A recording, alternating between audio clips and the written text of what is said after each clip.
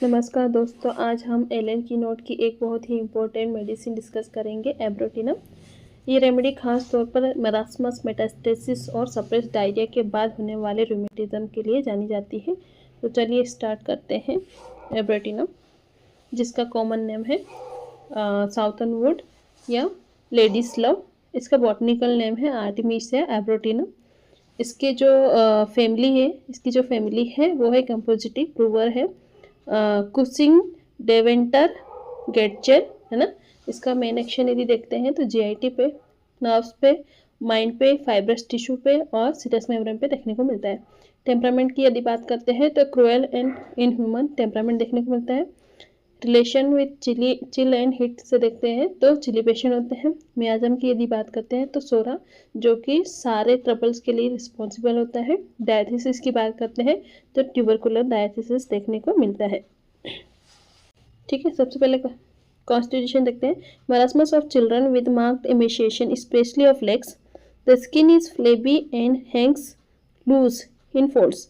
तो चिल्ड्रन में मरास्मस देखने को मिलता है, मार्क्ड एमेशिएशन देखने को मिलता है स्पेशली लिम्स में, ठीक है, लेग्स में।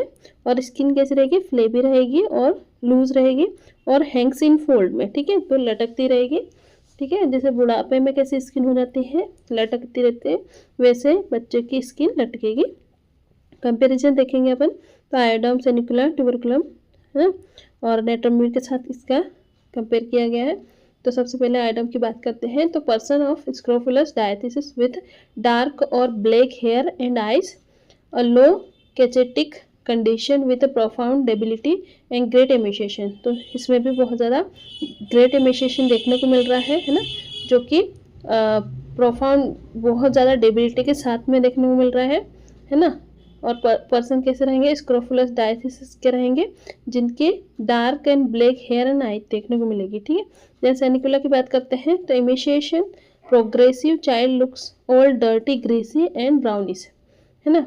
तो कैसा देखता है सेनिकुला का बेबी कि looks old, dirty, greasy and brownish देखने को मिलता है। और स्किन जो होती है नेक की वो कैसी होती है, रिंकल्ड होती है और हैंग्स इन फोल्ड्स, ठीक है। और इसमें कंटिन्यूअस इमेशिएशन देखने को मिलता है।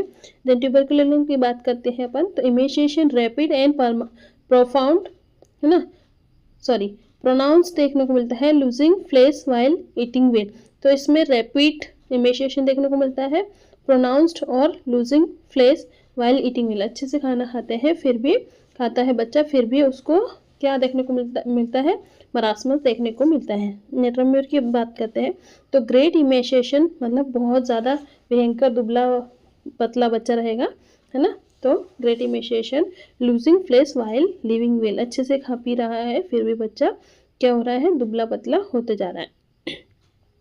Throat and neck of children emaciate rapidly during summer, तो नेट्रोम्यूर में बच्चे की नेक समर के टाइम पे बहुत ज़्यादा रैपिडली इमेशिएटेड होती है, ठीक है। देन मेंटल जनरल की बात करते हैं तो चाइल्ड कैसा रहेगा, इल नेचर्ड रहता है ना, बदमिजाज का रहता है, इरिटेबल रहता है, बहुत ज़्यादा क्रॉस रहेगा, जिद्दी रहेगा, बात नहीं मानेगा, है ना। डिस्पोंडेंट, साथ ही निराशा देखने को मिलती है उसमें। वायलेंट, इनह्यूमन रहेगा, है ना, वायलेंट नेचर का रहेगा, है ना। इनह्यूमन मतलब अमानवता, मतलब जैसे कि बहुत ज़्यादा स्टूबर्न रहेगा, would like to do something cruel, और उसको कुछ ना कुछ हरकतें करने का मन करता रहता है ना। फिजिकल जनरल की बात करते हैं तो रेवेनस हंगर देखने को मिलता है। Ravenous hunger, losing flesh while eating well, तो यहाँ पे अपन क्या देख रहे हैं कि अच्छे से खाना खाता है फिर भी लूजिंग फ्लेश देखने को मिलता है। मतलब क्या, बॉडी से में कुछ भी नहीं लग रहा, कितना भी खा ले लेकिन बॉडी में कुछ लग ही नहीं रहा है।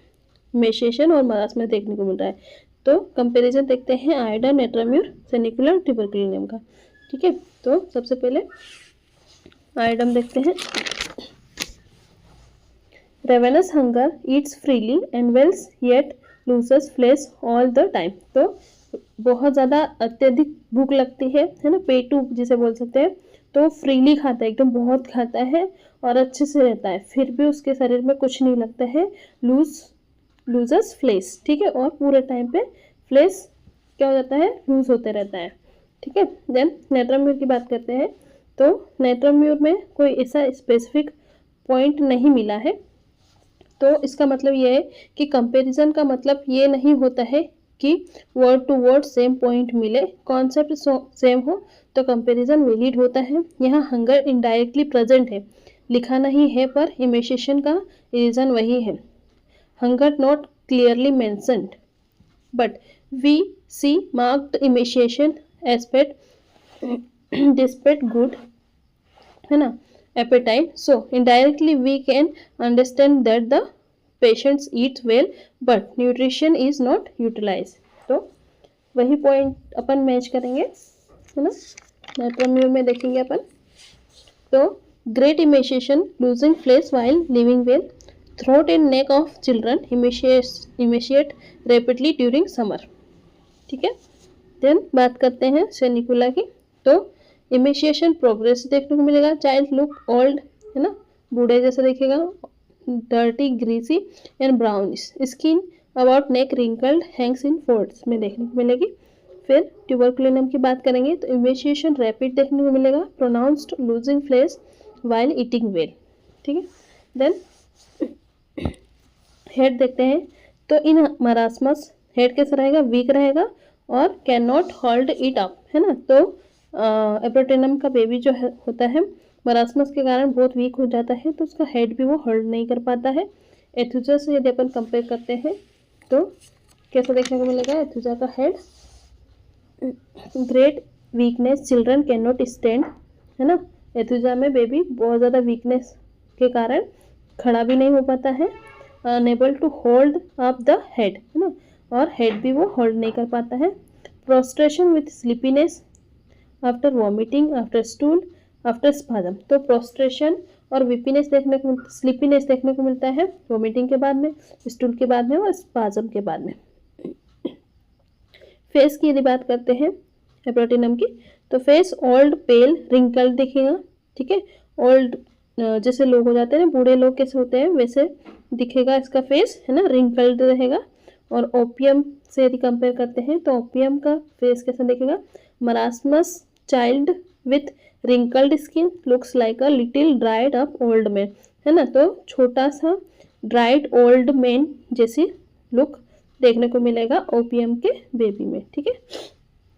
देन जीआईटी देखते हैं, तो अल्टरनेट कॉन्स्टिपेशन एंड डायरिया देखने को मिलता है ना, और लिंटेरिया देखने को मिलता है, जिसमें क्या होता है, स्टूल में इंडाइजेस्टेबल थिंग्स देखने को मिलते हैं। एक्सट्रीमिटीज़ की यदि बात करते हैं तो पेनफुल कॉन्ट्रैक्शन देखने को मिलता है लिम्स में, है ना, फ्रॉम क्रैम्प्स और फॉलोइंग कॉलिक, है ना।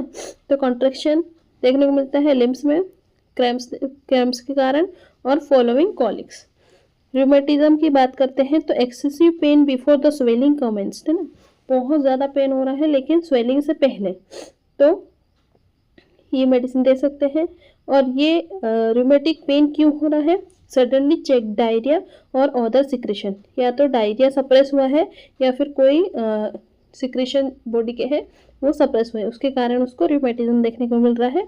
और साथ ही हिमोरॉइड और डिसेंट्री क्या देखने को मिलती है, अल्टरनेट देखने को मिलती है।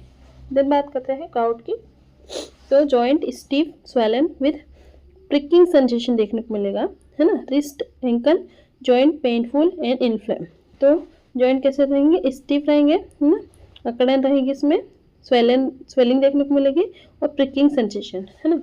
रिस्ट एंकल जॉइंट पेनफुल रहेंगे या फिर इन्फ्लेमेशन देखने को मिलेगा।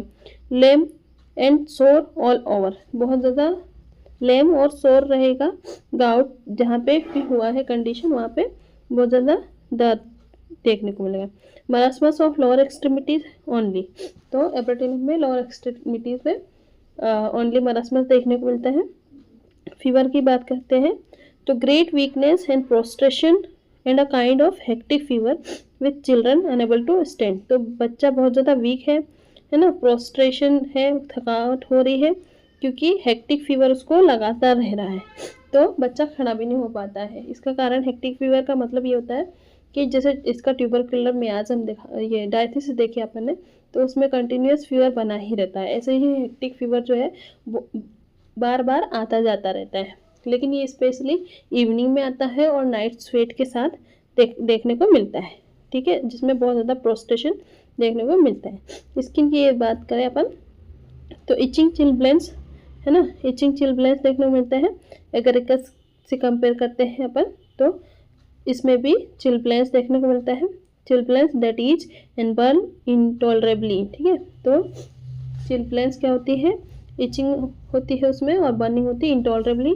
और frost bite and all consequences of exposure to cold specially in face, तो स्पेशली फेस में इसको क्या देखने को मिलता है, अफेक्शन देखने को मिलता है।